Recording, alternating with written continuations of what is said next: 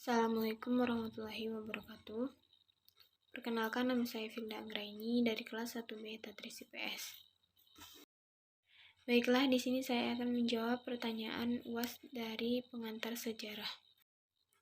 Pertanyaan pertama yaitu, coba saudara jelaskan dan uraikan tentang gelombang revolusi di Indonesia sampai tahun 1949. Yaitu, Revolusi Nasional Indonesia adalah sebuah konflik bersenjata dan pertentangan diplomasi antara Republik Indonesia yang baru lahir melawan Kerajaan Belanda yang dibutuhkan oleh pihak sekutu, diwakili oleh Inggris. Rangkaian peristiwa ini terjadi mulai dari mendaratnya pasukan sekutu Inggris pertama kali di Jakarta pada 29 September 1945. Yang dipimpin oleh Letnan Jenderal Ciri Stinson setelah ditandatangani Chieftain Afrain Agreement. Konflik ini berlangsung selama 4 tahun, sehingga pengakuan kemerdekaan Indonesia oleh Kerajaan Belanda pada 27 Desember 1949. Meskipun demikian, gerakan revolusi itu sendiri telah dimulai pada tahun 1908 yang saat ini diperingati sebagai tahun dimulai kebangkitan nasional Indonesia. Pertanyaan kedua yaitu, jelaskan apa yang Anda ketahui tentang modernisasi sebagai bagaimana peranan Muhammadiyah sebagai gerakan Islam berkemajuan di era modern. Yang dimaksud dengan modernisasi adalah suatu proses perubahan dari keadaan tradisional menuju masyarakat yang lebih maju atau modern atau masa kini. Proses tersebut merupakan pergeseran sikap dan mentalitas sebagai masyarakat untuk dapat hidup sesuai dengan tuntutan masa kini. Peranan Muhammadiyah dalam gerakan Islam berkemajuan berani mengeluarkan pihak yang sehat dan murni dengan dasar Al-Quran dan hadis. Istilah Islam berkemajuan yaitu dengan mengembangkan etos dari surat Al-Asr, bukan sekedar berbicara tentang kewajiban menyantuni orang-orang miskin, tetapi juga berkewajiban berproses untuk membentuk peradaban utama. Muhammadiyah merupakan gerakan pencerahan menuju Indonesia berkemajuan. Konsep Islam berkemajuan di era modern ini adalah merupakan respon dan fenomena yang ada, yaitu globalisasi, terutama kebudayaan, baik dalam bentuk urbanisasi atau westernisasi. Dengan pengembangan kemajuan akal Muhammadiyah, berinovasi dalam mengembangkan dakwah dan program nyata untuk mengangkat citra Islam di masyarakat. Seperti Muhammadiyah membangun banyak rumah sakit, panti sosial, dan lain dalam upaya menerapkan konsep Islam yang kosmopolitan. Yang ketiga, uraikan faktor-faktor pendorong pemerintahan Soekarno untuk mengganti sistem politik demokrasi parlementer menjadi demokrasi terpimpin. Faktor-faktor yang mendorong munculnya perubahan dari sistem politik demokrasi parlementer ke sistem politik demokrasi terpimpin. Metode yang digunakan dalam penelitian ini adalah penelusuran historis serta penerapan hermeneutik terhadap teks dan peristiwa-peristiwa yang terjadi. Hasil penelitian ini menunjukkan bahwa keinginan Soekarno atau pemerintah saat itu tidak memiliki perpecahan bangsa Indonesia sangat besar.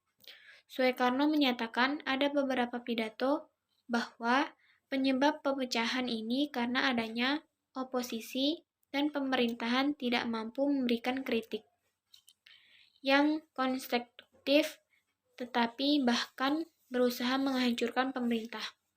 Untuk itu, Soekarno menindak peran partai dalam pemerintahan dengan satu prinsip, bahwa yang utama adalah identitas bangsa Indonesia, bukan bangsa politik.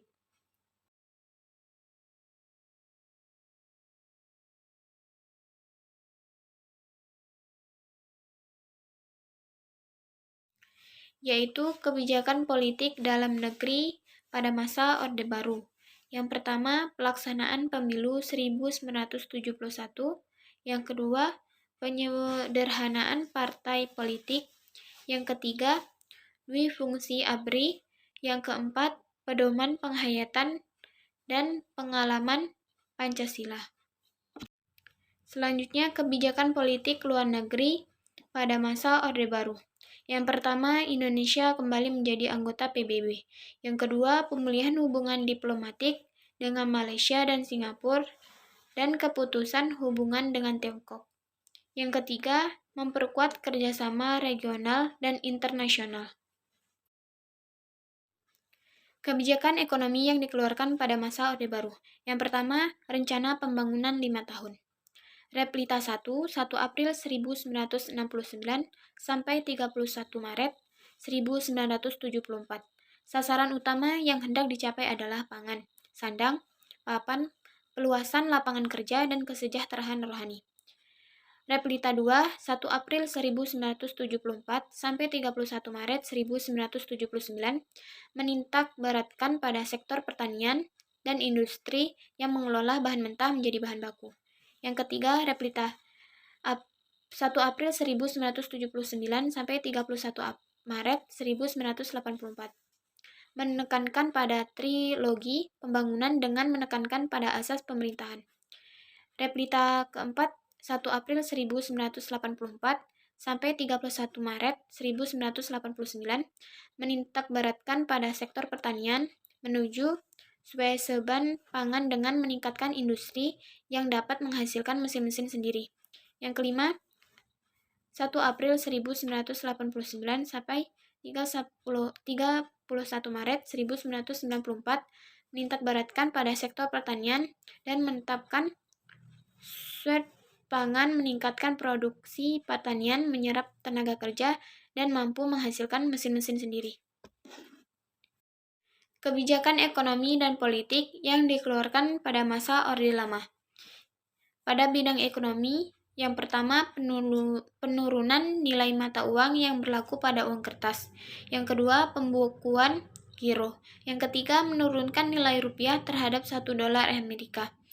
Yang keempat, penyederhanaan mata uang sesuai Kepres RI nomor 27 tahun 1965, yakni terbit Rp1. Yang kelima, seluruh jenis nilai uang seperti 10.000, 5.000, dan 1.000 tidak berlaku. Pada bidang politik, yaitu terjadi dua, gerakan 30 September dan kedua, dikeluarkannya Sepermar. Permasalahan terkait dengan demokrasi Indonesia terbagi menjadi 7, yaitu media massa yang partisan. Kedua, rendahnya kualitas pemilu. Yang ketiga, rendahnya efektivitas pemerintahan. Yang keempat, ancaman kebebasan berpendapat. Kelima, kesejahteraan ekonomi. Yang keenam, diskriminasi terhadap minoritas. Ketujuh, rendahnya literasi politik. Yang kelima, jelaskan dan uraikan dengan jelas proses demokrasi di Indonesia di masa reformasi sampai ke masa sekarang ini. Apakah yang harus diperbaiki terkait dengan kondisi bangsa saat ini? Yaitu, Soeharto terpilih kembali sebagai presiden pada sidang umum MPR pada Maret 1998.